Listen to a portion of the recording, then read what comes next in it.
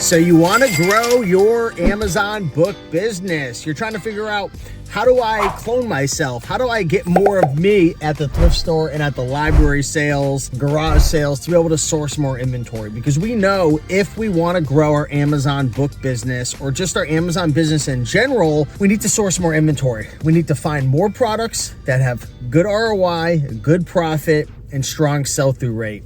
So you're probably thinking to yourself, how do I clone myself? How do I source more inventory? And a viewer question that I recently received was, Steve, what are your thoughts on hiring somebody to go scan for you at thrift stores, to go scan at garage sales, library sales?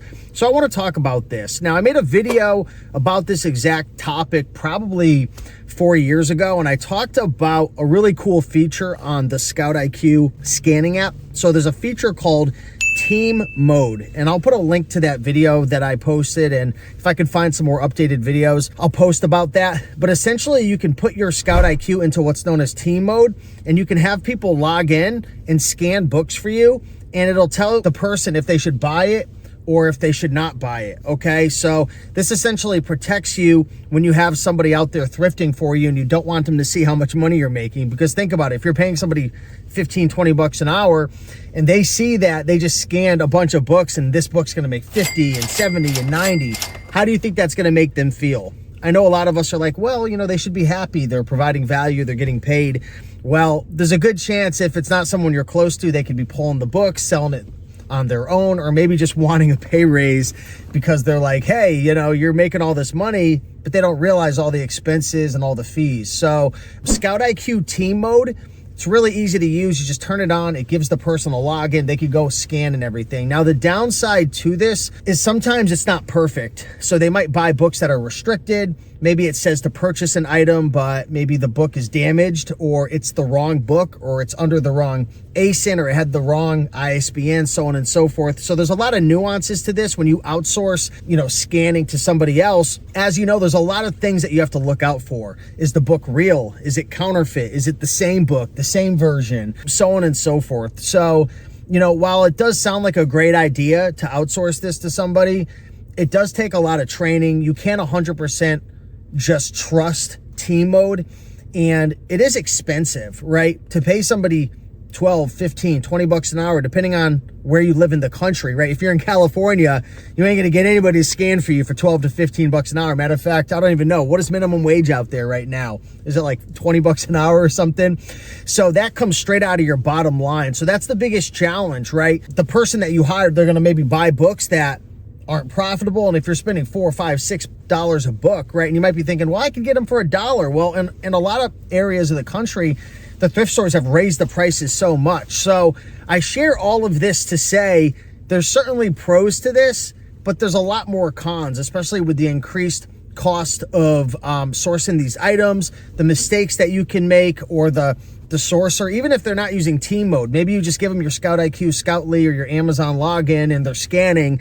There's so many nuances. I just don't think it's worth it compared to the alternative of just doing eBay to Amazon flips or Amazon to Amazon flips. You could just as easy, with way less risk, source books from eBay to flip on Amazon FBA, or from Amazon to flip back on Amazon. So you can buy from Amazon merchants and then you can flip it back on FBA for a profit. Now, the downside to this is you're going to be spending a bit more money on the actual item, so your cost of goods is going to be higher.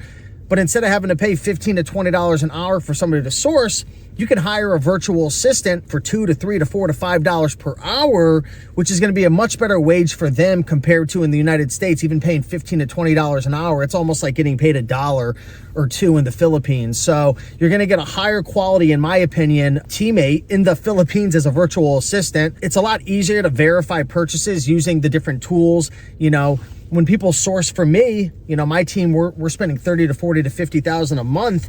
You know, we're able to use Keepa, we're able to use SellerAmp, we're able to use IP Alert. We're able to really verify and make sure we're buying the items correct. And I can invest a lot more into their training. They could spend a lot more time because they're not as expensive. So I would say, honestly, like in 2024 and moving forward, I probably wouldn't recommend, you know, hiring someone to go source at the thrift store or at the garage sales or at the library sale. I feel like if you're going to do it yourself. If you're really good at training and you could find the right person, and maybe you have honey holes, or maybe like a library sale if you want them to come with you, and then you can verify things together because you're already going to be there and you're going to be together, then so be it. But hiring somebody to go thrifting by themselves, it's just really time consuming as well, because when I used to do this, they had to bring all the books to you had to verify it. Sometimes they wouldn't find anything because, as you know, the thrift stores are hit or miss, and there were like just a lot of mistakes, even though I trained them really well. Not only mistakes just based on mistakes they made, which is normal, I mean, it's going to happen, I still make mistakes till this day,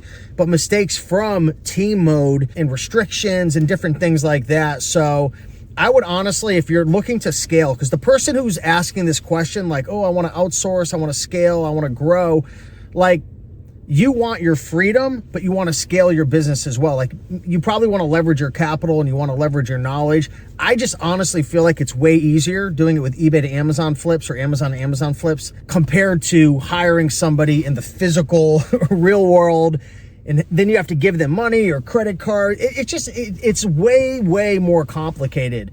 Could you crush it and make more money from time to time doing it like at the thrift store and library sale? Yeah, but I think long term, it's like going to the casino. Long term, you play long enough, you're gonna lose. And I feel like you have a way better chance of winning doing online arbitrage, just because you can really systematize things and it's more consistent and it's a bigger market compared to having someone go to thrift stores and garage sales and library sales. If you're together with them, maybe it's a different story, but outsourcing it completely, I don't like it. I don't like it in 2024. If you're able to do it, then, you know, drop a comment down below. Let's get on a video. Let's share, you know, how you're able to do it, because I would be very impressed. But with that being said, appreciate you guys. Much love, and let's get after it.